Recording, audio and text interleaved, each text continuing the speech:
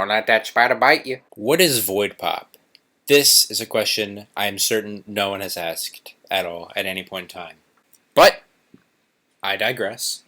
The way I like to describe it is this. Void pop is a genre of experimental pop that originated in the early 2010s with artists like James Ferraro and Dean Blunt. Void pop is really kind of a fusion and a deconstruction of a lot of genres of pop, rock, electronic, and R&B, all fused into one. Void pop often takes pieces of popular culture and twists them on their head to make them seem uncanny yet recognizable. However, unlike genres like vaporwave or artists like The Caretaker, which will take culture directly from the source, void pop will build it from the ground up, a la hypnagogic pop.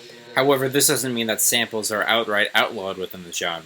NYC Hell 3 AM by James Ferraro is not only a great example of this, but one of the earliest examples of the genre as a whole. However, as much as I think that album is perfect, I've already talked about that album on this channel. Instead, I'll be talking about this album's follow-up, Skid Row, from 2015, and how it's yet another excellent example of void pop from one of the genre's founders, even if they didn't really mean to do that. Sonically and geographically, this album is the flip side of Hell 3 AM. Instead of being cold, somber, melancholy, and emotional, this one is just a complete facade. On this album, there's about 3 different kinds of songs. Interludes, mechanical, harsh soundscapes with lyrics, and smooth jazz sets gone horribly wrong. An example of the first type of song would be $1 Million Man. This track is one of the many tracks throughout James Ferraro's entire discography where he'll have a text-to-speech robot dictate various buzzwords and phrases that overall encompass some theme that correspond to the album it's on. However, this is one of the rare instances where James Ferraro himself is actually doing spoken word alongside the text-to-speech program. And it doesn't make it any less jarring than it normally would. As a matter of fact, it makes it more jarring. Ferraro himself sounds as cold and robotic as the text-to-speech program. I'll be honest,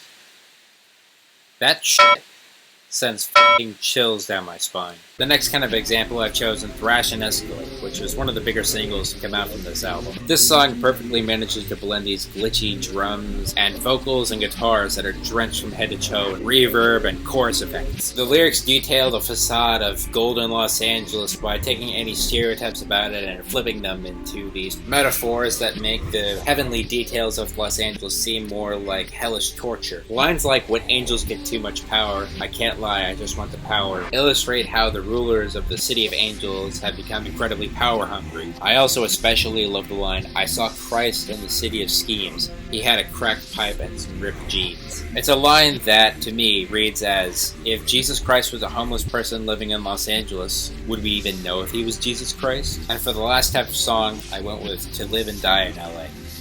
It just feels so defeating. I feel powerless listening to this 8-minute, 33-second jam. Not all the songs on here adhere to that rule of those 3 tracks that I listed earlier. For example, the song White Bronco is this piece of experimental hip-hop which teeters the line between commercial and avant-garde, with these deep and tacky synths and drum machines that find an even blend of lethargy and punchiness. This whole album was meant to represent and reflect upon the 1990s in Los Angeles, and yet many of its themes and attitudes towards certain topics still ring incredibly true today, and increasingly so every passing day. It's another early example of void pop that takes popular culture and culture as a whole through a dark and uncanny lens without forgetting that it is pop music. That concludes part 1 of my void pop series. Tune in next time where I'll discuss Dean Blunt's Black Metal 1 and 2.